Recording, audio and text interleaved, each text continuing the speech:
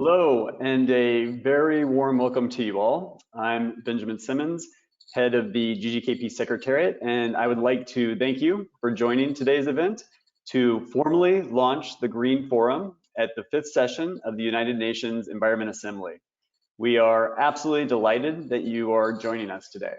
The Green Forum is a new initiative of the Green Growth Knowledge Platform, and it has been created with the generous support from the German Federal Ministry for the Environment, Nature Conservation and Nuclear Safety, and the Swiss Federal Office for the Environment, and the Partnership for Action on Green Economy. Without these three partners, it's fair to say that the Green Forum simply would not have been possible. So my sincere thanks to them all. I, of course, would also like to take this opportunity to thank the GGKP Steering Committee members, including the Global Green Growth Institute, the OECD, UNEP, UNIDO, and the World Bank for their continued leadership and guidance, and for their support to the Green Forum.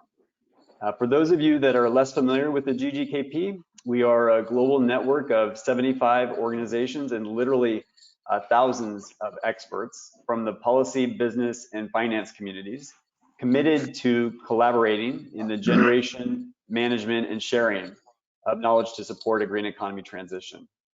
As the movement for an inclusive green economy continues to grow, and we enter the final decade of action, the 10 years for the 2030 Agenda for Sustainable Development, the importance and value of engagement and exchange among a growing number of partner institutions and experts is now more important than ever.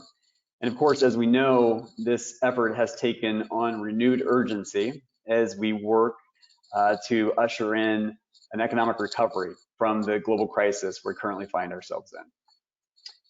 Achieving this post-COVID-19 recovery while also transforming the economy will no doubt require a collective effort, both unprecedented in terms of its scope and impact by a large range of political and economic actors.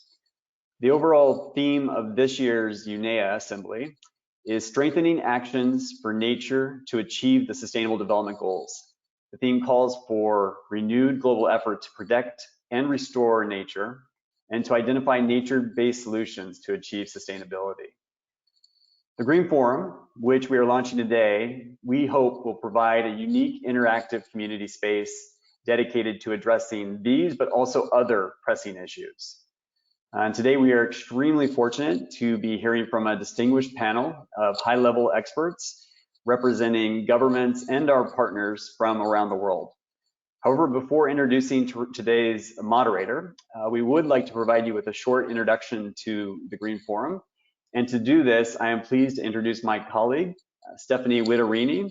Stephanie has helped put the Green Forum together and helps manage the Green Forum as well. So Stephanie, over to you. Thank you very much, Ben. It's a pleasure for me to briefly introduce the Green Forum today and to show which features and functionalities the forum may offer its users and our community as a whole. Next, please. The Green Forum builds on the three GGKP platforms, policy, industry, and finance platform, through its global network of over 75 partners. Of course, with the support of the steering committee, we are also has been established as the biggest network of online network of knowledge database. So since its establishment, the GGKP has engaged in three work streams: knowledge generation, management, and sharing. And thanks to the Green Forum, the critical needs of boosting collaboration among multi-stakeholders across the globe for a sustainable economic transition will be further supported and enriched. Next, please. So what is it, Green Forum? It is an online community, as Ben mentioned earlier. It's a space to share and discuss insights on the sustainable economic transition. And we have two spaces, distinguished spaces there. It enables the users to have two-way interactions rather than just one way where we have normally in a traditional three platforms. And Green Forum will enable the process of knowledge exchange, not only sharing diverse resources from the existing platforms, but also communicate and including their insights. The two types of spaces, the public discussions, it's fully managed and moderated by the GGKP Secretariat, and it has various global topics. Whereas groups is user-generated and focusing on specific themes, initiatives, projects, or communities of practice. And a group is run by what we call a group manager or a group administrator who would moderate the activity. And overall, the GGKP has created some sort of customized system that allows the content currently being curated by the GGKP's 3 platforms to be automatically pushed to the Green Forum for further sharing with relevant discussions and groups. Next, please. And for public discussion, we have at the moment 16 different subject areas, including agriculture, blue economy, circular economy, cities, climate change, etc. And we're planning to further expand the selection of topics based on user demands or needs. And the 16 discussions are widely accessible to both the Green Forum members as well as the public. Next, please. And how about the user-generated groups? As I mentioned earlier, there are 3 various categories of user-generated groups. First is specific themes that include mineral resource governance. This is the existing groups, and water security and green growth, or UNEA5 focused. Second is communities of practice that include sustainable infrastructure, green learning network, and UNIDO industry working group, or even initiatives or projects that include Go for SDGs and eco-innovation training. Beyond these 3 categories, there is some degree of flexibility as well to create groups. Not only these groups represent intra-institutional collaborations, but also inter-institutional ones among various stakeholders at a local, national, regional, and global level. And users may contact us to create and establish their specific groups. Next, please. So what can groups offer to the community and its members?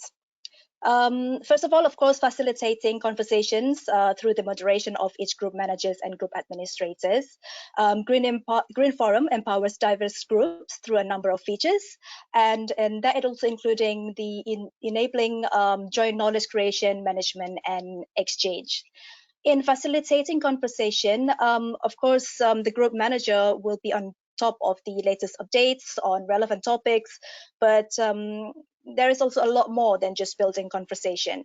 For example, in the customized joint knowledge creation feature, groups will be able to create tailored weekly digest for their members and share upcoming events and relevant opportunities with their groups. Upload and share comments on documents or resources, which can be highly valuable for potential peer reviews, for example, consultation or training programs, and also simplified knowledge management with added filter features for specific topics. This is among the features that we've already deployed in our 3 platforms. Next slide, please. So why? I would invite you to join the Green Forum. First, clearly enhance collaboration on joint opportunities and projects, including knowledge exchange to advance more informed, targeted, and rapid decision making. Second, facilitate communication with peers and experts worldwide, trying to address similar problems and identify new connection or partnership, as well as generate greater visibility and awareness for an organization, initiative, project, or event. But why is it such a critical moment for us to foster such collaboration for the green economy transition? Well, I guess our distinguished panelists today will elaborate further on that point. I'm looking forward for their insight on that. And the next slide, please. So I would recommend to sign up at the Green Forum, and let me invite you all once again to join this interactive community to enable you to participate in various discussions, create your groups, and discover upcoming events as well as opportunities. So I guess that's all. And but of course, finally, next slide, please.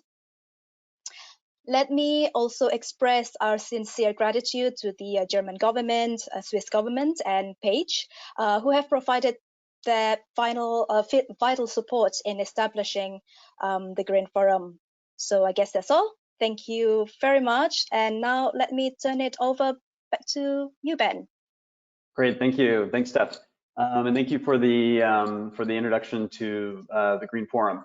So, colleagues, I do encourage you, if you haven't already joined, to take the time, even during today's panel. I think we've all become very adept at multitasking. So even during today's panel, to go to the Green Forum and to sign up. We do see this as a really interesting complement to the community that's been developing over the last 5 years. And as Steph mentioned, the way we've designed it and created it is to try to provide as much flexibility as possible for the community themselves to take the lead in developing new groups. And these groups are meant to support your own communities of practice on your particular issue area, and also projects or your initiatives.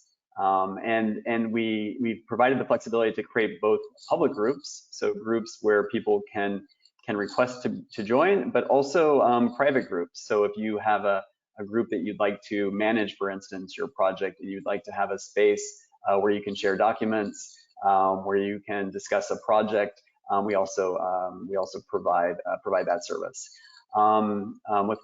With the entire intention really to support a global movement to help achieve the 2030 agenda. We have 1 decade left, and so it's really now time to scale collaboration. And so I'm absolutely delighted to welcome you to the Green Forum. I should mention that, as always, during today's discussion, during today's panel, we do encourage you to submit any questions or comments you have in the chat function. If you have comments, obviously, for the panelists, please submit those. If you have questions about the Green Forum, please submit those, and the GGKP Secretariat team will be very happy to provide any guidance or any questions directly related to the Green Forum. And of course, after the webinar, we always appreciate it if you could take a few minutes to complete our short survey. This feedback helps us as we shape future events. Please note as well that today's presentations, as well as a full recording of today's launch, will be available on our website. And with that, it is now my sincere pleasure to introduce the moderator for today's event, Lydia Naranja. Lydia is, as many of you know, the director of the UNEA5 Economy Division. And I think for those of you that are familiar with GGKP events, she's well known to many of you. But for those of you that are new to these events, Lydia has an extensive global experience on a range of different issues, from resource efficiency, sustainable consumption and production, energy security, climate change, natural resources, many, many different issues. You can take a look at her full bio on our website.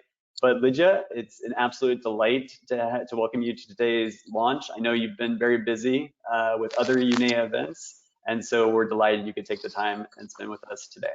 Thanks, Lydia.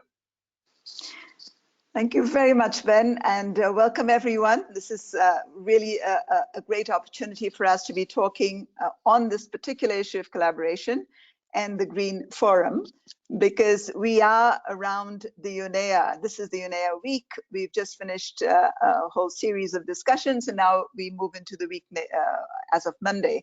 So welcome, and as you heard both Ben and Stephanie saying, the Green Forum is a space for active discussion and co-creation towards sustainable economic transformation. And as Ben just mentioned, we are trying to have a global movement towards the SDGs because we're running out of time, and the only way we can actively help each other is by co-creating and pushing towards a greater collaboration worldwide on these issues. This Green Forum is exactly for that. Today, the discussion is really to set off this whole Green Forum, and the theme is the importance of scaling collaboration for achieving the SDGs and a green recovery. To guide us through this discussion and to motivate all of us, we have 5 very eminent speakers. We have Stephan, the Commissioner for the 2030 Agenda, Head of Division of the United Nations, Developing Countries and Emerging Economies of the Federal Ministry for the Environment, Nature Conservation and Nuclear Safety of Germany. We then have Jenitha Badul, Senior Policy Advisor, Sustainability Programs and Projects, National Department of Environment, Forestry and Fisheries, South Africa. We have Stephan Sicars, Managing Director of the Environment and Energy, Directorate, UNIDO.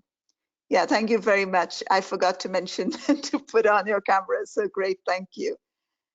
We have Medrilzam, the Director of Environmental Affairs, National Development Planning Agency, Indonesia. Medrilzam, there you go. And then we have Martine Ron-Brossard, again, very well known to GGKP panels. She's Head of Section Europe, Trade and Development, Deputy Head of International Division, Swiss Federal Office for the Environment. Panelists, welcome. It's great to have you here. We're going to have an hour of very intense and good discussions, and I really look forward to hearing all of you. My first question, which I hope to address to all of you, but let me start with Stephan, and this is, what are the most critical environmental issues, Stephan Contius, which you think require our immediate attention and collaboration? So. We believe that it is a good coincidence that we are having two important multilateral events this year, covering exactly the most important environmental crises, which are climate change and loss of biodiversity. But to have the full picture, of course, we are very much concerned about the severe problems countries are facing with the difficulties coming from the pandemic. It is a very difficult moment for many countries. We have to make sure that in this effort to get out of the pandemic, nobody is left behind. We see that in many countries, the differences of income play out in a way that poor people have more difficulties in solving their daily problems than other parts of society. And in the same time, as you mentioned, there is, of course, the need that on several issues like climate and biodiversity, we are not losing the momentum. And as I said in the beginning, it is a good coincidence to have these two conferences of the parties on biodiversity and on climate change this year. We believe that your effort today is part of helping countries to be more resilient in this important moment. And we very much applaud the efforts you have started. Thank you so much. Thank you very much, Stephan. I'm going to come back to you, but let me first go to Jenitha and ask her the same question. Jenitha, from the point of view of South Africa, what do you see as the critical environmental issues that we should be focusing our minds for collaboration? Thank you, Leglia, and good afternoon to the panelists as well as those who have logged in to listen into this session. I would first and foremost, before responding to your question, commend GGKP on this milestone achievement, as well as the partners who have jointly realized the vision which GGKP has put forward and turned it into a reality. That being said, I see the platform, the Green Forum platform, as a marketplace where knowledge is going to be traded more often, as well as ensuring that support is rendered timelessly, given that information is being made available digitally, and ensuring that we have a collective impact at the end of the day. So congratulations to you on that, GGKP. Now, coming to your question, Lydia, I would see the pertinent environmental issues from South Africa, noting what Stephan has indicated on the economic downturn situation in many of the countries as a result of the COVID-19 pandemic. South Africa is no different in this and has experienced it quite drastically, noting that we've had these disparities of poverty, inequality, and joblessness for a long time as well, which we've been addressing through the developmental agenda. So key for us would be to ensure that ecotourism is definitely on the rise, which definitely aligns to the COVID-19 situation as well. Secondly, managing waste. I mean, we've seen this influx of medical waste coming to the fore, and ensuring that we manage this efficiently. A third key issue has been the illegal trade on fauna and flora as a result of the lockdown measures that have been put in place, and have, the push and pull factors, putting people in the situation as a result of joblessness and as well as poverty, wherein the rise in such activity has actually impacted globally and not necessarily within developing countries itself. Finally, I mean, one of the key things that we've noticed globally has been evident reduction in global carbon emissions. And this has been due to, firstly, air travel being reduced drastically. And secondly, obviously, economies going into lockdown, complete lockdown measures, reduced economic activities resulting in lowered carbon emissions. And I see this as an opportunity as well. We can obviously build on this momentum which has been gained, and in doing so, we'll have to ensure that measures going forward for implementation are sustainable and low carbon in nature. So let me stop there and allow our panelists to also continue and contribute. Thanks. Thank you, Jenitha. And I'm going to ask you a question relating to the point you made about the push and pulls of joblessness and illegal trade. So I'll come back to you in a minute. But Stephan, Sicars, what do you see as the key environmental issues? So from our perspective, I mean, it's a tricky question, because the environmental issues are, it's very difficult to say which one is the most important, because they're all so extremely pressing. But I would say the one which is highest off the agenda of at least an organization like ours is probably climate change, but taking into account that climate change has so many, once you start acting on it, whether on mitigation or adaptation, is touching in a positive ways if you act on mitigation and adaptation. So many other issues that are critical. Biodiversity maybe first and foremost, but also the very large pollution agenda. From our perspective, industrial development organization, we look at industry, of course, a lot, and we see that the industry is at the cross point of many of these environmental agendas. And consequently, responsible acting by industry can help a lot to alleviate them. They might be the cause, but they are also a very large part of the solution, because they include the necessary, or most of the necessary innovation, the financial power to change way beyond what's available through public channels, and the possibility to actually, for those areas which will be otherwise lost for jobs which are in, let's say, industries that will discontinue, let's say, or will have difficult times like coal or oil or so. What do you do with the people? You have to find ways of providing everyone with a way out. And the way out in commercial terms, in human terms, in employment terms for people is very often industry.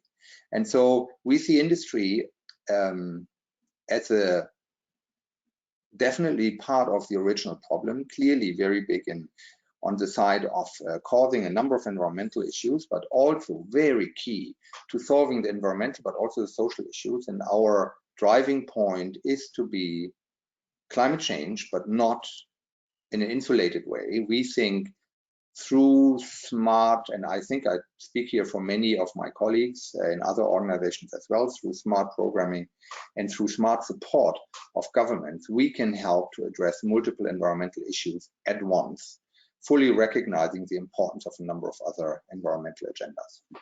Thank you. Back to you, Lydia. Thanks very much. Again, I'm going to come back to you on industry because you've given us already some ways forward in terms of solution. But let me turn to Medril first. And Medril, what do you think are the key environmental issues from Indonesian perspective? Okay, thank you very much, Lydia. And this is my first time actually to join in this GGKP forum. And thank you, Stephan, for inviting me as well to this forum. Okay. I think this is, again, I agree that this is a bit tricky questions actually. If you want to pick one of the most the controversial issues related to the environment, but I think I need to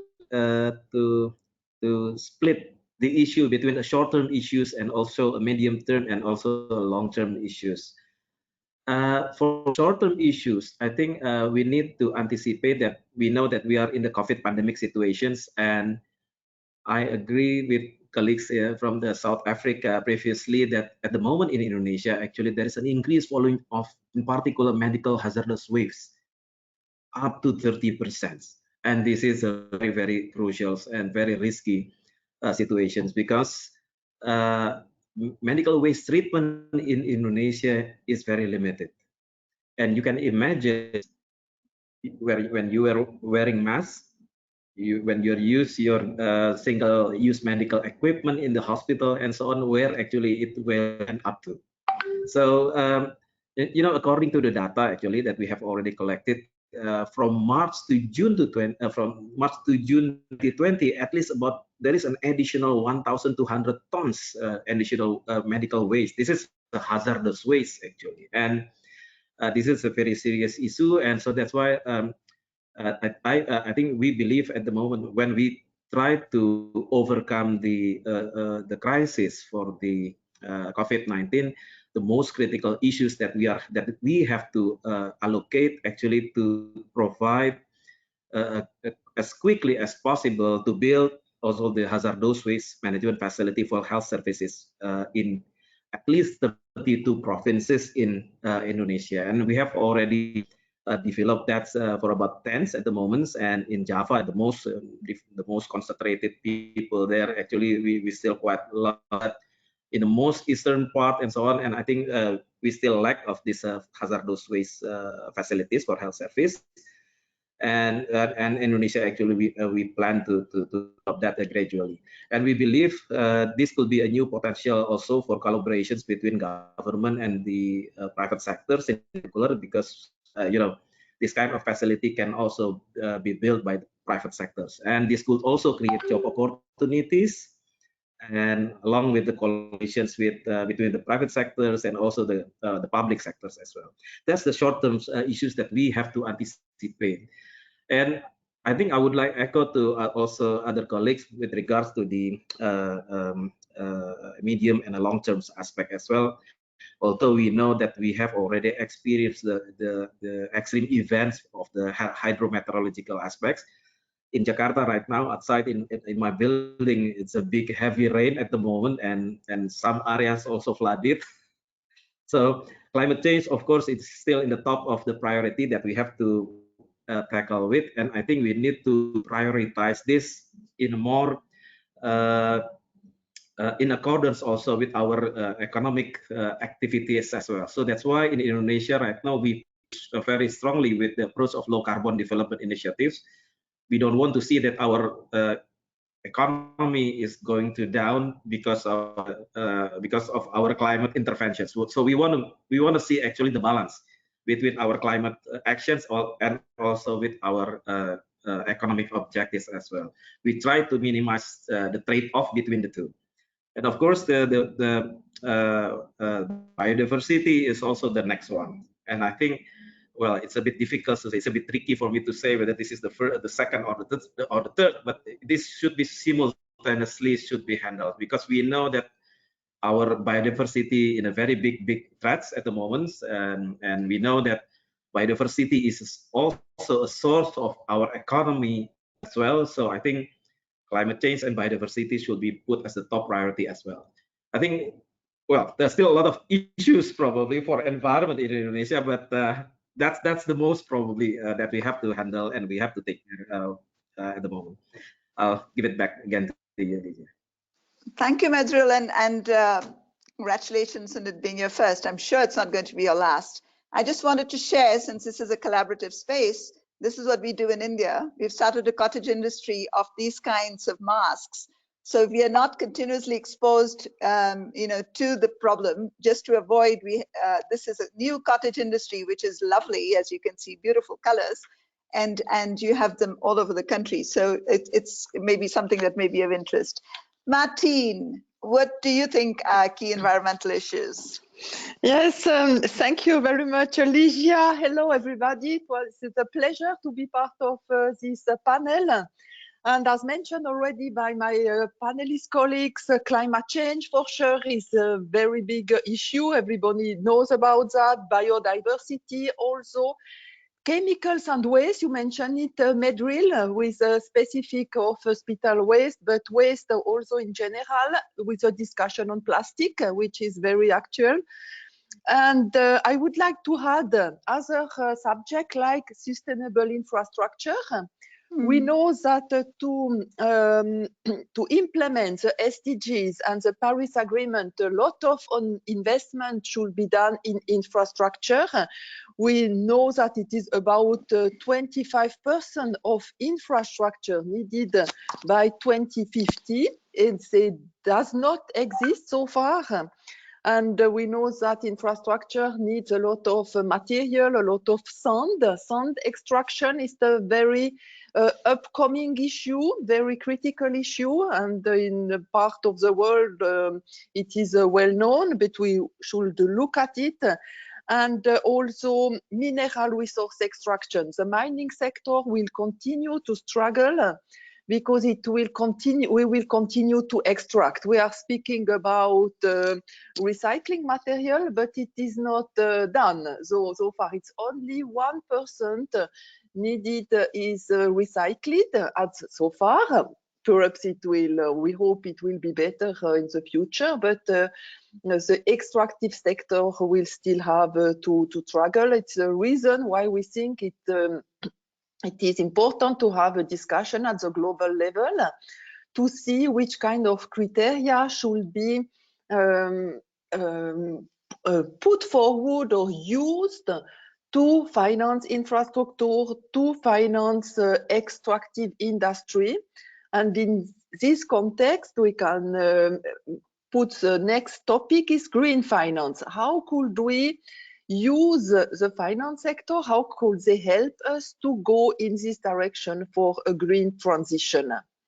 And I think with the pandemic, now we have also this momentum because infrastructure is a natural candidate for recovery. A lot of money, of public money, will be put in sustainable infrastructure. It's also creating jobs, but it should be put in sustainable infrastructure. Otherwise, the money will be locked for ages. So I think the platforms, the forum is very well placed now. It's very timely to launch this Green Forum to have all these stakeholders on board. And I saw in the presentation by Stephanie that you have already discussion on sustainable infrastructure, on mineral resource governance, and I think also even a platform on green finance. Thank you so much. Thank you very much, Martine, and thank you everyone for that first round of questions. And I'm already picking up some from the chat. So let me, pull out some of what I've heard and get back to Stephan Contius, but also to Jenitha and Stephan Sicars. Stephan, you are the SDG czar, so to say. So of all the things that you've heard, how would you link this back to the issue of the SDGs and seeing them either as a threat or as an opportunity? You've heard both just now. So if you were to look at a new narrative around moving towards the SDGs, we just have 10 years now to achieve this. What would you say? I think the arguments put forward by Martine just a minute ago were exactly the answer. So you have to make the case with those who decide about infrastructure that locking in wrong approaches and locking in investments for wrong approaches is a very risky attitude. So the risk factor of losing money via wrong decision making is part of what we are discussing. And that's why the Green Forum is so important. You need to provide people with the knowledge how to do better. And this is the classical part of the work of governments, of stakeholders on realizing the 2030 agenda. You have to understand that there is not this issue and that issue and this issue and that issue, but that these problems, so the decarbonization and the fight against the loss of biodiversity, is part and parcel of a responsible economic successful behavior. So it doesn't make any sense to give development aid to countries looking into their energy mix in case this is then going into the construction of new coal facilities. We have a huge potential worldwide for renewables, and we are not good enough in using it. We are becoming better, but it is not the answer we need. We have to improve in all these areas and to be risk averse. Decisions which are prolonging the problems we are facing today and which we faced earlier are just wrong. And that's why the comprehensive approach mentioned by Martin and other panelists earlier is key to our effort. And we are rather confident that this approach will prevail. Why do I say this? I would say 10 years ago, it would have been impossible to have the heads of state and governments of the G20 underlining the need to move forward in such a responsible way. They and also the finance ministers of the G20 before them underlined that the 2030 agenda and the different multilateral agreements we have are the compass out of the crisis. It's a precondition to get out of the crisis to be more resilient, and you will be more resilient by accepting the need to implement SDGs, which are containing several environmental agreements, which are containing important issues like gender equality, like education, like fighting inequality, etc. Thank you. Thank you very much, Stephan. And you brought up the point of resilience, and I would very much like to connect that with what Jenitha said, because you spoke, Jenitha, of wildlife trade being affected, and there's more of this illegal trade. And we hear of this in Africa. I'm in Nairobi, but you also hear of in India, where migrants go back and they're putting pressure on ecosystems, on wildlife, because there are no alternatives to jobs. So is there any new thinking going on in South Africa on how to build resilience in rural areas to this, create a new kind of rural recovery or some such thing? Over to you. Yes, thanks for that, Ligia. Definitely, there's been for a long time now trying to create the balance between preservation and conservation. And South Africa has been quite proactive in that particular space on taking the route of conservation. The reason for it being that we have communities, for example, who live close to the national parks, for example, and they should be able to also access certain biodiversity for harvesting purposes and to ensure that they have sustainable incomes as well, emanating as a result of trade on some of these goods. The challenge arises where we have the illegal trade stepping in as a result of demand elsewhere in the world for certain commodities from fauna and flora itself. So striking the balance, between conservation practices and those maybe endangered or red data species that are listed, ensuring that these concerns are addressed upfront, educating these communities who live close to the parks, being able to also provide for their needs would be one way in moving forward positively. And that being said, this is the drive with which South Africa moves forward on ensuring that its biodiversity is kept to a certain extent intact. Also ensuring that carrying capacities where we have our transboundary national, the borders, sharing of fauna, for example, across borders as well, because animals don't necessarily, or the fauna for that matter, don't necessarily know that there's borders between countries. So that being said, where there's a critical need for bringing up the borders and protecting the species that are probably illegally traded on, we also take those measures and ensure that that is happening. I mean, the rhino, for example, has been in demand over recent years. We've lost much of our rhino population, and as a result, we've moved into a space of ensuring that the rhinos are tagged and managed remotely. In that regard, we're able to then also provide incentives to the rangers, the park rangers itself, in monitoring and tracking these illegal poachers who enter the parks and basically are trying to, poach the fauna there. So, to close on that point, I think it's key for us to understand where the community needs are. Where is it, what are the pressing points for them? What kind of alternative economic activity can we provide for the communities, and to usher them away from such illegal activities that in the medium to long term would impact negatively on fauna and flora, which are probably endangered or red data listed for that matter. Thanks. Lovely. Thank you so much, Jenitha. And staying in rural, can I come to Stephan Sicars now and say, you've spoken of industry as a solution. Can we think of ways in which we can collaborate? We can, come together with some ideas for a focus on rural industry, which addresses both issues of what you just heard, but also create jobs in a much more productive way. Thank you very much, Lydia. And I would say principally yes.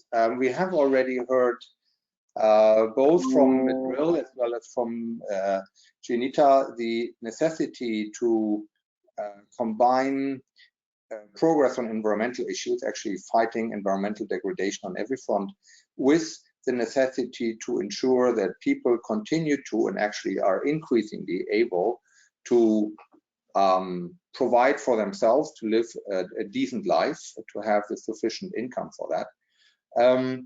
Particularly in the rural areas, what you have largely in developing countries, which is our focus as a development agency, you have a number of different cottage industry, SMEs, resource-driven, and you have in particular all types of agro industries, agro in the wider sense, using the products of agricultural or farming, whether it's on the textile or on food or on coffee, and they provide first steps towards moving forward. Now, there are a number of ways to address them. Access roads are not entirely easy, but there are a number of ways to address them. Typically, their efficiency is very low in technical terms, and a lot of the environmental problems that we encounter are caused by the fact that too much, or let's say you can describe them in a way that too much resources are being used for a given product, that too much waste is generated, which could actually, instead of being waste, could be useful part of a product or another product. All of these are essentially efficiency issues, which can be dealt with in a way that generates additional income, which again covers the cost and gives a return on investment if that's necessary. So there are ways, and there are ways to do that in the rural area to simultaneously help the people to move up essentially in their value chains to produce better products with less resource use, with less waste. And I think the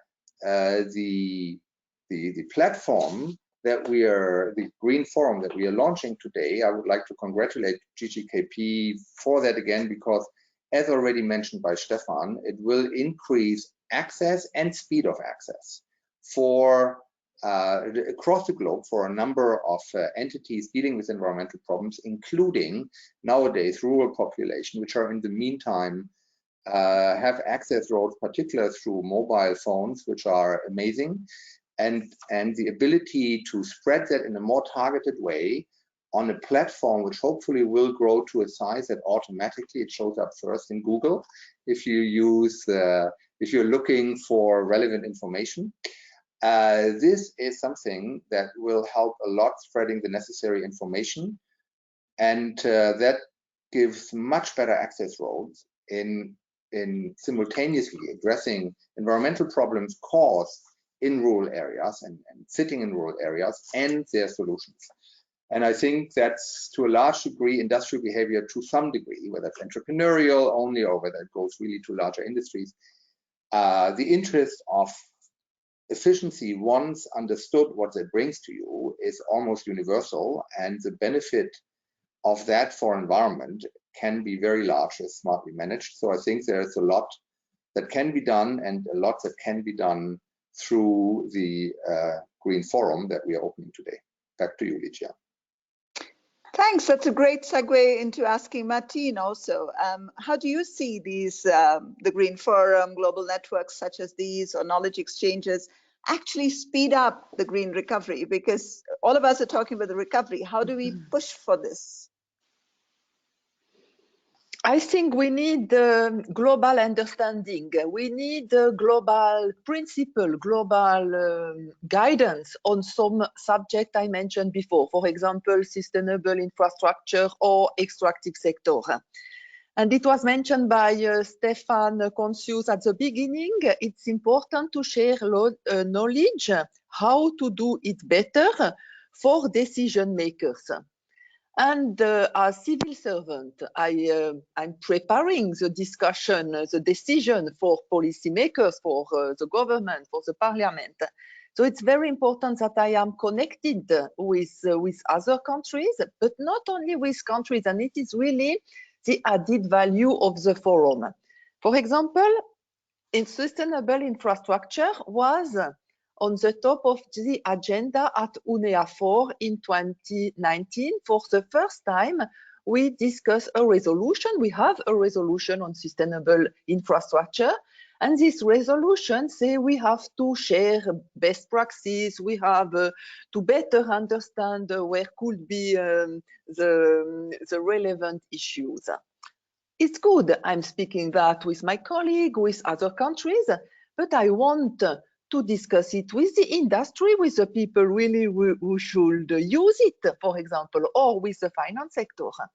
And I know that UNEP, with many of the organizations which are mentioned, which are part of the GGKP, developed a principle and a guidance for sustainable infrastructure. And this guidance will be launched sometime, perhaps at the next UNEA 2020. But before it is launched and taken over by the government, it should be used, or we should have the discussion with stakeholders, with the industry, with the finance sector. And it's very interesting because it's not new, this discussion we have now. But if you say, I want to speak with the finance sector, you invite them. They are not coming because they have a meeting, they are very staffed in their agenda, the same for the industry. But if we have a forum, online forum, and it's really great, also the pandemic help us to use all these forum, we could exchange, and perhaps an industry will say, your guidance on sustainable infrastructure, this criteria is very nice, but it's not feasible at all. It does not work.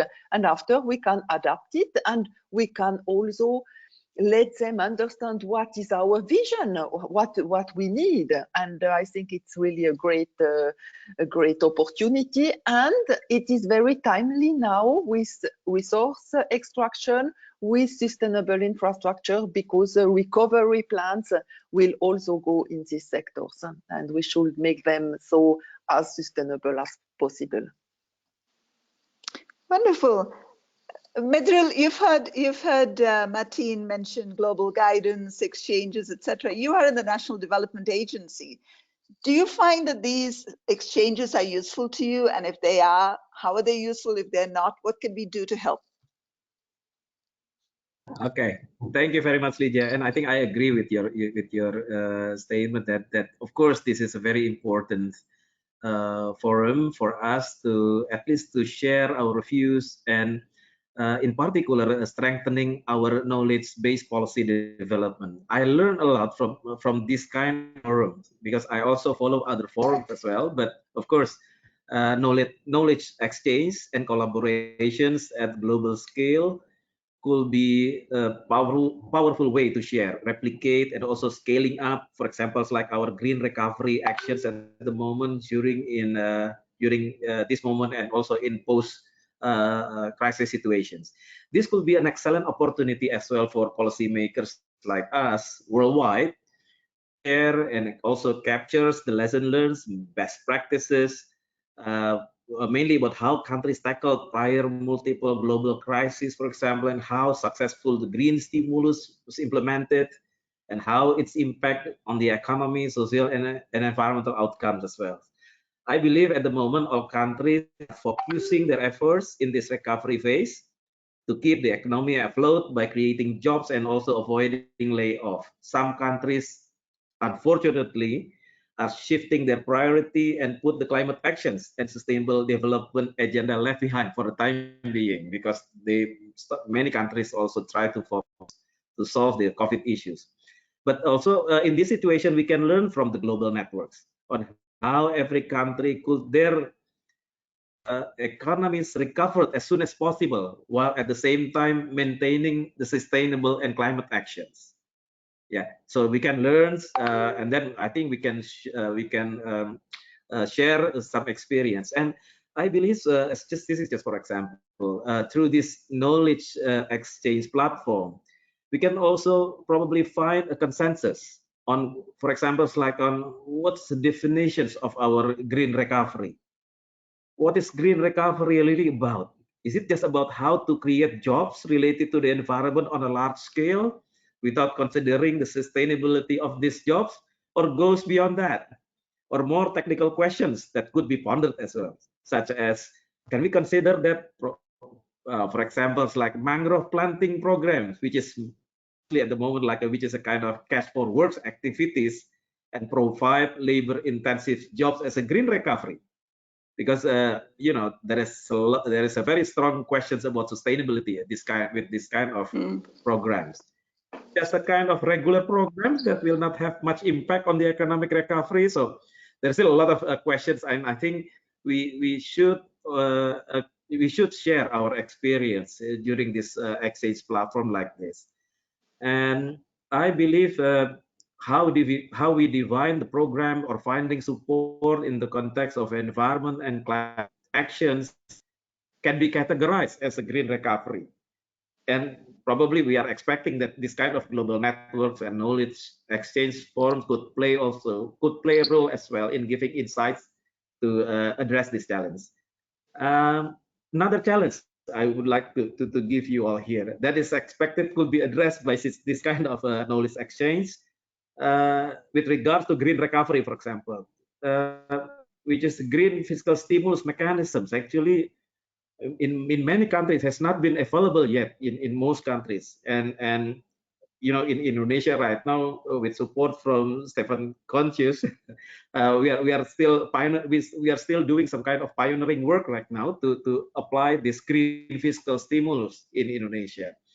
And I think I really need to have this kind of sharing experience. I believe through this exchange forum, we could also improve our understanding, knowledge, and also some lesson learned from other countries. So then we really expect that the programs that we develop can be, of course, improved based on the other countries' experience. Probably that's my response for the time being. Yeah. That's very rich, and I would actually also bring in Jenitha here, because obviously there are lots of opportunities for a green stimulus and for a green recovery, but there are certain barriers. And from your perspective, what do you see as the barriers to scaling up action for sustainability from South Africa's point of view? So, Lagia, you may be aware, as well as some of the panelists online may be aware, that South Africa announced its economic reconstruction and recovery package last year in October.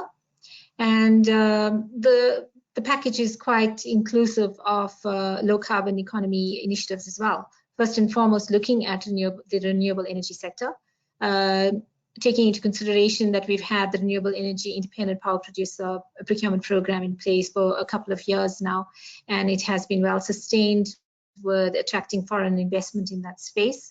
So going forward, the government of South Africa is encouraging, obviously, the local commercial banks to actually crowd in on investment, and together with foreign investment coming in to continue with the work that has already been undertaken in the next call for bids. Now, moving away from that particular aspect, how is it that the ERRP has been influenced positively from a green economic recovery as well as an inclusive economic recovery perspective? We must take into consideration that there's a lot of work that has come behind it, and this has been more than 10 to 12 years in the making, where at demonstration level, we've been able to successfully demonstrate certain initiatives across the different sectors in the green economy space. So you build on these opportunities, and you're able to then convince the public sector that, well, you've performed quite well with regard to the demonstration of certain initiatives. What about at scale, and what's required to actually overcome the barriers that would bring at scale investment? And as Medril has referred to green finance and access to green finance, I think that we need to be cognizant of the fact that as developing countries, we are obviously sitting with brown investments as well. Obviously, there's opportunity. We have a huge bulk infrastructure program from the public sector, which has been mentioned in the ERRP as well, quite ambitious, but it also requires private sector to come on board. And this allows us then to ensure that the infrastructure that's being put in place is also informed from a low carbon perspective, ensuring that infrastructure is sustainable, ensuring that it's climate resilient, whilst at the same time addressing the job needs as well. So I would want to also point to the fact that other sectors, which Stephan has mentioned earlier on, the agricultural sector, how do we actually boost certain measures or put certain measures in place that will transition us to climate smart agriculture? And we have to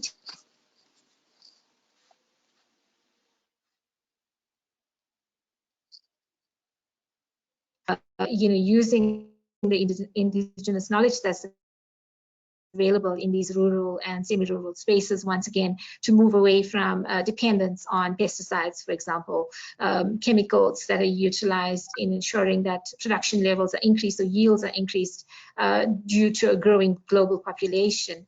And then bringing, to the fore as well, the drive for pursuing a circular economy. So moving away from linear economies to circular economies and ensuring that we are then also addressing resource efficiency from that perspective.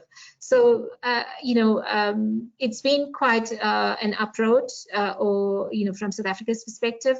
The ERRP is quite ambitious, calling on the private sector as well as investors to help us move with the plan in this direction, so that we also sustain our economic development in the medium to long term. And this cannot be achieved without a collective approach from the private sector, from civil society, and partnering with the public sector in realizing this vision that the ERRP has put forward. Thanks. Thank you very much. And I'm going to pick a question from the chat here for Stephan Sicars, because it's about SMEs, and UNIDO does a lot of work with the SMEs. The question is, what about SMEs that rely on natural capital? So it speaks to also the point that you were making earlier. Their growth is limited by limited resources in a linear economy perspective. What's the best way for transition for jobs and profit? Perfect entry point, Stephan, for your pitch on circularity. So I just wanted to say, Lydia, our common hobby horse, circular economy and circularity, will of course now come to the forefront. The answer cannot be specific to the individual industry because it depends.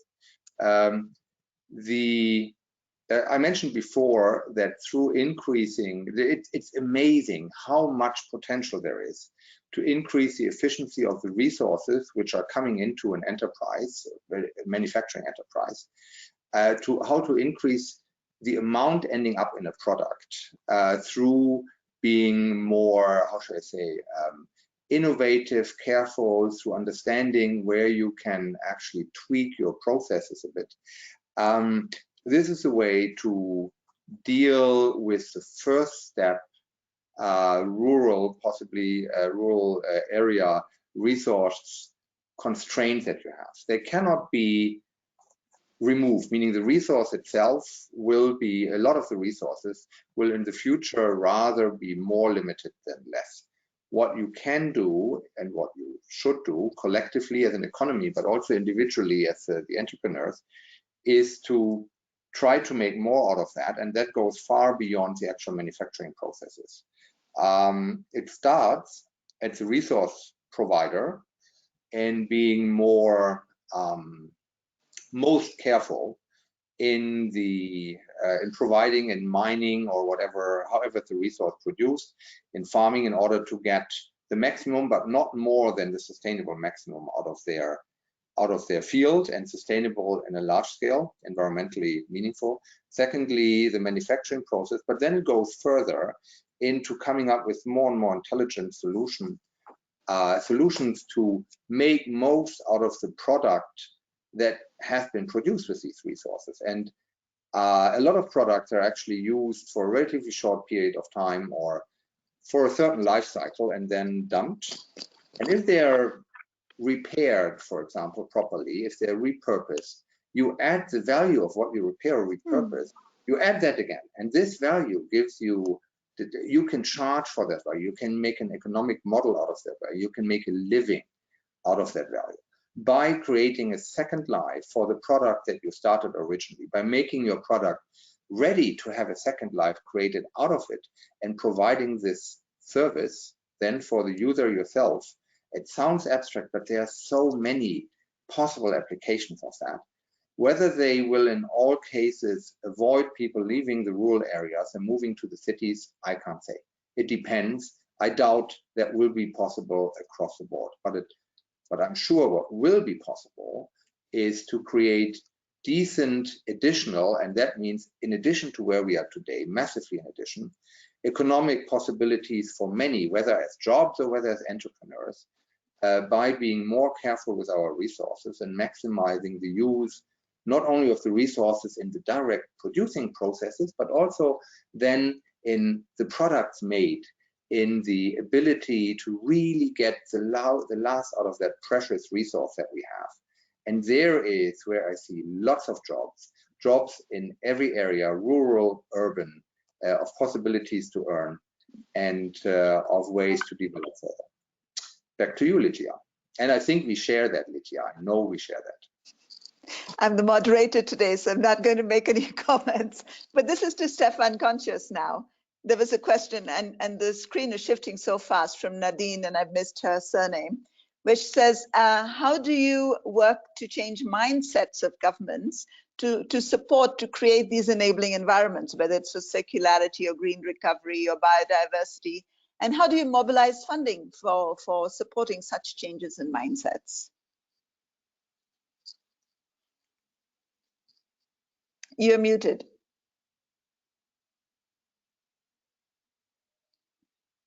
I believe that the catastrophic situation we had to face with the pandemic is, if you want, in a certain way, helping to make people aware of what is needed. It's a very sad way to see that sometimes wisdom is accepted after catastrophes, but I believe we are living in times which make this visible. Apart from that, it is the economic interest of those who take decisions in industry and in the financial sector.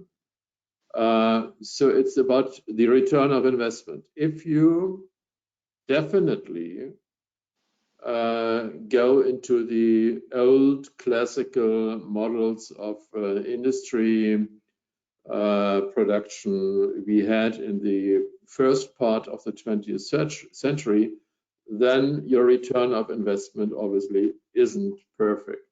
What we hear from industry leaders is that they would prefer to get very reliable goals and targets of the national governments of those countries they are operating in, to understand what their real risk is moving forward on certain important decisions, which will affect the job market, which will affect the environment, which will affect the life of everybody. So I'm serious. It is not a coincidence that the risk reports coming from the World Economic Forum in Davos are insisting on the problem that the environmental resilience is in danger. And step by step, decision makers understand better and better that they have to cope with this. And as I said, the G20 is not the classical environmentalist club, I would say. And that they are now acknowledging the need to have sustainability as the core principle if you discuss how to get out of this crisis is impressive. And Indonesia will be a G20 presidency soon. We are very much looking forward to working with the Indonesian government and others so that the wrong perception is going away, that somehow good professional environmental policies are at the detriment of the economic development and on the detriment of social development. It's just not true. We have to find a way to get this across, and it's getting better and better, I have to say, because we have partners coming in who before were thinking that this might be more a matter for Switzerland or Finland or Germany, but not for their own country. Thank you. No, you're right, and we see this even in conversations around minerals. We see it around the conversation of finance or investment into all of these sectors. And so, Martin, just bringing up your own points on sustainable finance and mineral resource governance, how do we take these ideas of environmental risk and try and build a larger conversation around it in the context of minerals or in the context of finance, you know, in order to push this agenda forward? Yes, thank you so much. I think the risk is really a new, it's not new, but it's a new thinking, way of thinking, risk. And we know in Switzerland we have a lot of extractive industries, traders, which are in Switzerland. And I think they realize now also we have to be as sustainable as possible by extraction or trading of resources, because otherwise we will not get money from the bank and from the investors. And I think this thinking is really new. I was with my ministers a few years ago in South Africa. I was also in Indonesia. I was in Vietnam tackling this issue. And we took traders with us. We took also people from the extractive industry. And they said, we have now to look at that because the investors, we are not ready to invest in risk business. And it was perhaps 6 years ago, and now I think, oh, it is really relevant, this issue, and we should really work with this risk, also from the banks, also from the pensions money. The pension money are looking very well where they put their money, and they are taking the money back from investment in coal industry or in extractive industry if they are not doing if they don't respect some sustainability criteria. Mm-hmm. Really good. And Jenitha, you mentioned also at the point of brown finance, which means that some countries are still not prioritizing this risk into their finance options. So what would you see as the kind of way to turn this tide and make this into more of green financing? Are there ways, opportunities that we can have them? You've just heard Martine giving some ideas on the score.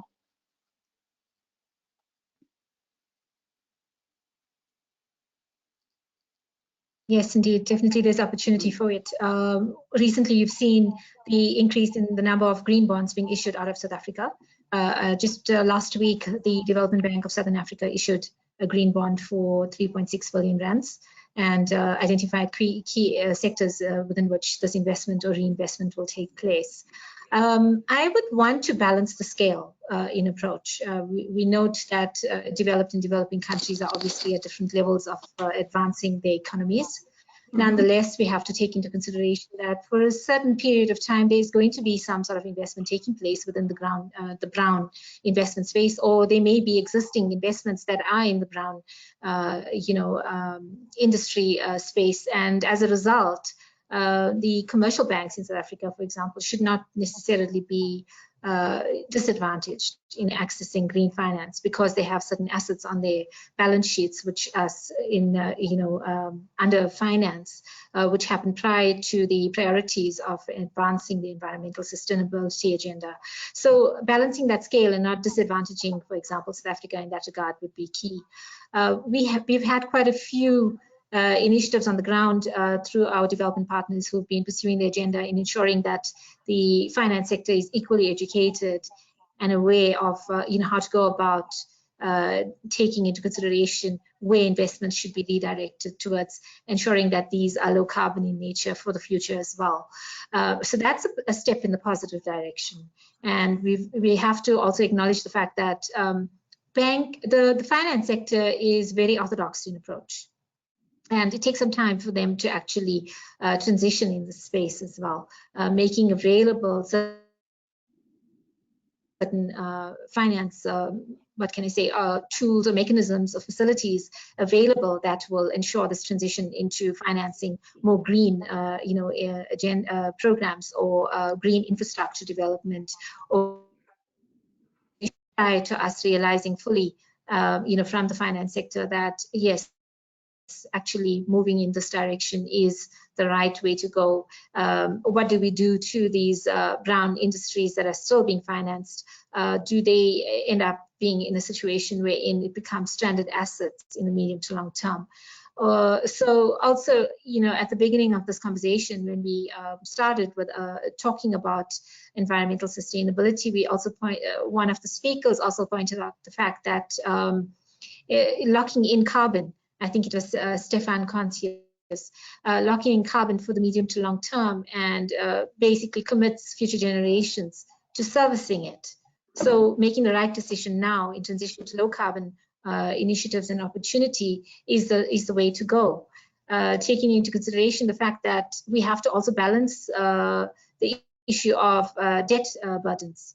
Do we actually, as developing countries, for example, take on further debt that will then also commit future generations to servicing it? So it's about the trade-offs, it's about balancing the scale, and at the end of the day, ensuring that the decisions we take now are informed from that perspective as well. And this brings us to the Green Forum as a platform in providing this particular advice. The finance theme has been one of the themes which Ben mentioned, and Stephanie as well, in introducing and launching the platform. So accessing such information in real time as well allows for informed decisions to be taken with regard to where finances should be redirected, how do we do it, what are the different financing tools that can be applied, and ensure that we have a sustainable future for all. Thanks. Very good. But before I get there, because you've already started giving us some really good ideas on how to use the forum, I wanted to take your question or your answer really to Medril and say, you know, we heard Jenitha speak about stranded assets and brown financing because and the different situation of a developing country, and Indonesia and South Africa has kind of similar resource structures.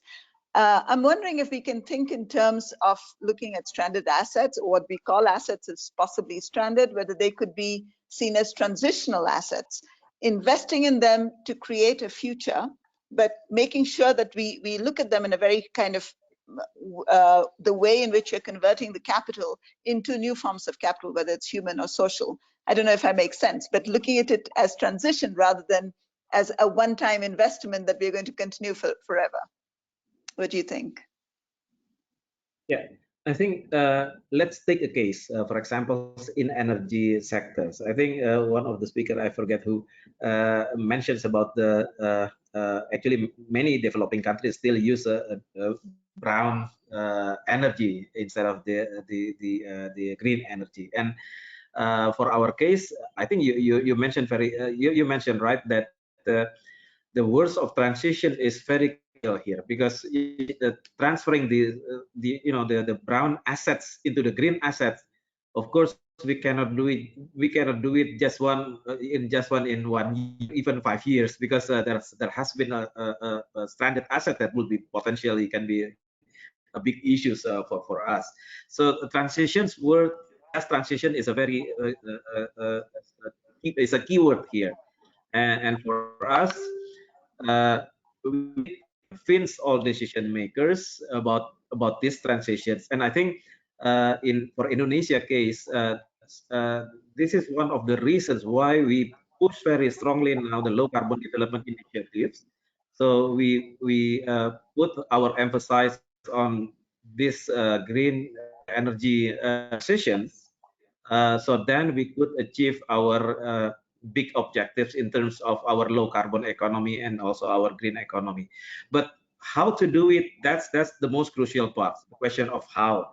And basically right now in Indonesia, the first thing first that we have to do is to develop the, for example, this is just one of the measures, to develop a very clear renewable energy laws. This is just to make balance between the fossil fuel laws.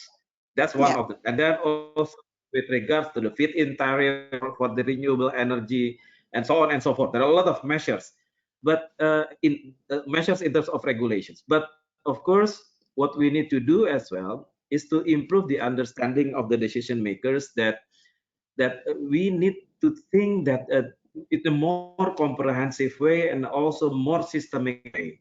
Because it seems to me that in many governments institutions, actually they are sitting in a silo objectives, because the institutions developed by its own silo objectives as well. So this is the time, as I think, for us to break this silo, to break this silo thinking, silo institution setup, to put all these green objectives into everybody's table. And because we know that in the future, of course, as we mentioned previously, there are big challenges, big issues, environmental crisis in terms of climate, biodiversity, waste, and so on. It's in front of our door actually. Like in Indonesia, at the moment, in most cities, most landfill almost full, and there will be another crisis of waste. It's not just about COVID, but another crisis is waste. And I think we need to make all decision makers think in the same way, in a more systemic ways. So then we can show that, of course, the trade-off between the economy and also the environment can also be minimized. So then, of course, when we talk about environment, we need also to talk about economy. And when we talk environment, we cannot just be very egoistic to say that the environment objectives is the most top priority in our country. No, we can't say that. We have to see that. Of course, we have to see that others also as a priority as well. But the most crucial one is to link actually the environmental priorities with also other priorities. So then we can see in more systemic ways that all goals actually support each other. So we can share, we can work together in other sectors, in brown sectors, and also in green sectors. Of course, towards more greener and also more sustainable futures that we expect. I believe people works in the brown sectors. They also believe that, well, they're polluting the environment. They know that. But of course, we have to see that they have their own business and they have this investment that they have to recover. So, but then this is the thing that we have to meet together. So that's why the transition stage is a very crucial. And I think we need to be very consistent in this transition phase. And so that's why we push very strongly this low carbon development initiative, because this is the way that we translate from brown to the green activities and also our futures. Having back over to you. Superb. Medril, you just mentioned so many examples of the interconnections and the nexus that exists between environment and economy and society and health. Let me take this back to Stephan Contius, and my last question to you, Stephan, because we're running out of time, just have 7 minutes more. How can community spaces like the Green Forum help break those silos that we heard, enable us to address the challenges which are really critical? And I'm going to ask the same question to everyone, so get ready. Stephan. Yeah. Sometimes, as mentioned by others before, you have the impression that you need to move in a certain direction, but you don't have the facts to rely on. Or you are lacking advice, which options you might have to choose from. So this ministry here in Germany, the Environment Ministry, is very interested in advancing possibilities of those who are seeking advice on which kind of options they could choose from, that they are not forced to have long inquiries with this or that person or with this or that platform, but that this is one area where they can go for and look for suggestions, look for good examples, look for bad experiences with examples of the past, etc. So from our point of view, we have to become as efficient as possible so that the goal of sustainability is not a long-term target, but that this movement becomes, if you want, unstoppable and efficient and the thing to do. We have to show that state-of-the-art possibilities are there, and that unfortunately many decision makers do not know state-of-the-art options they could use. That's why we believe the Green Forum is important. That's why we believe that decarbonization is reachable if we all work together. We believe that the goal of 1.5 and hopefully below than 1.5 is still something we can work for, we can achieve, and we can find allies to turn around developments which are wrong. So to do this together, we need the experts showing interested parties what the options are, and I very much applaud the effort of those who are involved in this to get together, not to look at the vanity of their particular organization, but to do this together. Thank you. Great. Jenitha, you mentioned indigenous practices, and I wanted to just build on the idea of the options and sharing good practices. How do we bring indigenous voices onto collaborative platforms like this so that we can get some fresh new ideas of how to address environmental challenges?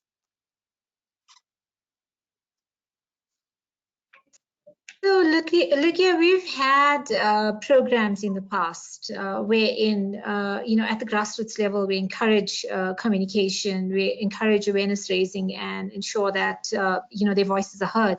And how does it actually then, how is it eventually integrated into policy making? So we do have a ministry that is dedicated to preserving or ensuring on an ongoing basis that the Indigenous knowledge practices are maintained. In the deep rural areas, you will find that these communities who are still intact, and not necessarily only within South Africa itself, they are still practicing as they used to, 2 or 3 generations ago. From simple harvesting of seeds from the first harvest to ensure that it's the best crop, which, the seeds are then dried and kept for the next use, next growing period or next growing season. And this doesn't necessarily happen in a commercial environment. You're basically using seeds that are reproduced and will ensure that your yields have increased. It doesn't necessarily look at wholesome production of food for that matter. And this is encouraged now. There's a global movement to ensure that such practices are maintained. Recently, I was actually on an online course with the Technical University in Denmark. And one of the modules focused specifically on Indigenous knowledge practices in Africa itself, and how do we go back to doing things the way it used to be done. So practices such as intercropping, it used to be done even prior to it being science-based, or what comes out of agronomy studies. It used to be undertaken at a community level in the rural villages, for that matter. And this is exactly something that is being practiced now on a commercial level to ensure that your nitrogen levels, for example, are probably optimal and maybe taken up by a crop that is requiring of the potassium or the nitrogen, for that matter. So the intercropping is, advanced. Looking at permaculture practices. This practice has been in place for a long time. So these are, some of the practices that are coming to the fore, especially from the agricultural perspective. It's not knowledge that's been lost. Looking at indigenous medicine, and I mean, Lydia, coming from India and China for that matter, you know very well that these huge communities actually reliant on, traditional medicine. And in South Africa, it's no different.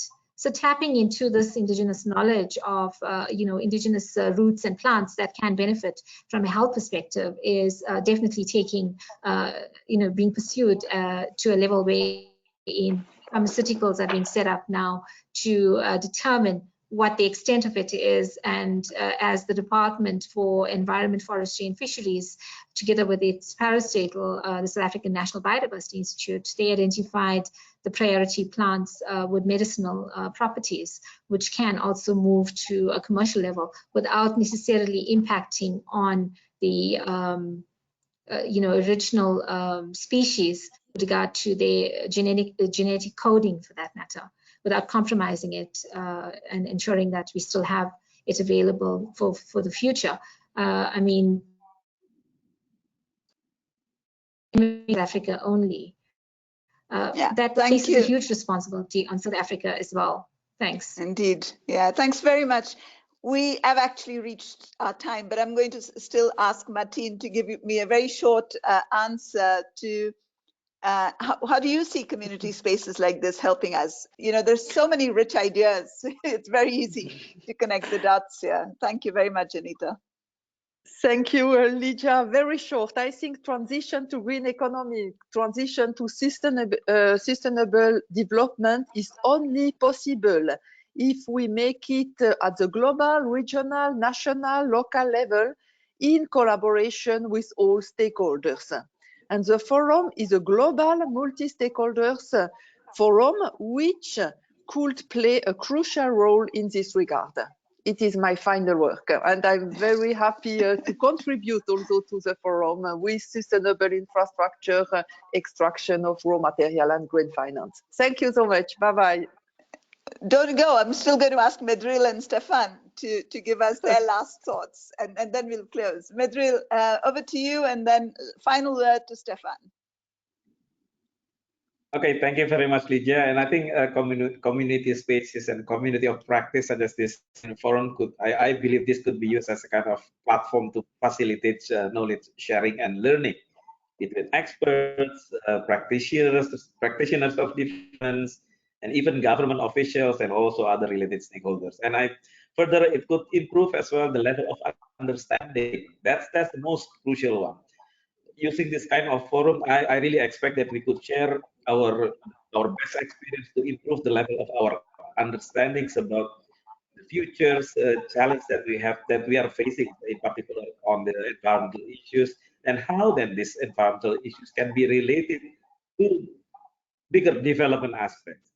I think I believe, of course, this is not the only forum for environmentalists. This should be the finance people, also development practitioners people could also be engaged in this kind of forum, so then we can share, we can also improve their own understanding as well. So I expect that this kind of green forum like this could also will be able as well to fill the knowledge gaps, and also perhaps catalyze some kind of technology transfer as well that could accelerate our green movement in the future. Thank you very much. Great. Thank you. Stephan, how do we do technology transfer through this collaborative space? Could not have given you a better one. Thank you. Yeah, well, thank you very much. That's true. And thanks so much for doing it so specific. I think it allows me to focus on something. You know, we heard a lot about input effectively in the last 4 statements and how this offers a forum for someone who wants to share. I would like to focus on those who are seeking advice. And it's not so easy to find advice. There's lots of good advice out there, but there's also lots of bad advice out there, and the good advice is spread everywhere. It's really difficult to get it together. Now, I find the trick with GGKP has always been, and I think the trick with the Green Forum will be in the future, to lift that to a level where you have a platform where you know you will find something and where many people realize this is where I should go to. And I think that is this special thing. It's not a platform. There are many platforms around, but we have done these things ourselves in UNIDO. We have opened a platform for this and that, and they died. Beautiful platforms, and they died because of lack of interest, because we weren't able to actually, not because the content was bad, we weren't found. GGKP has already undertaken the necessary step to be found. There is already a recognition for the quality of their work, and I think there will be a recognition for their new Green Forum and for the work that you can do there on a more community basis, the go-to place. And if we get the knowledge itself is not so much the problem. The problem is the access, that people know I go there and I will find something that means something to me. And I think GGKP is the entity which can make that happen. And the Green Forum is a very essential part of facilitate with that also technology transfer, facilitate dialogue, because people will move there. And in one of the groups will be the answers or will be the counterpart they can converse with more to help them along. And this, I think, is the mission that I see for the Green Forum. And I'm very happy that GGKP took it up. And I think it will work a lot on knowledge transfer and on educating people how to get greener and smarter and how to actually move us out of these predicaments we are in. Thank you very much, Lydia, back to you. And thanks for having me. Thank you, Stephan, and thank you very much to all those panelists, especially also a big thank you to Germany and to Switzerland for supporting the Green Forum. We're going to make this the go-to access-oriented, problem-solving Green Forum. So thank you very much for today and all the best. Have a lovely rest of the day. Thank you. Bye-bye. Thank you. Yes, thank you all, colleagues. Bye-bye. Thank you very much. Bye-bye. Bye. Bye-bye.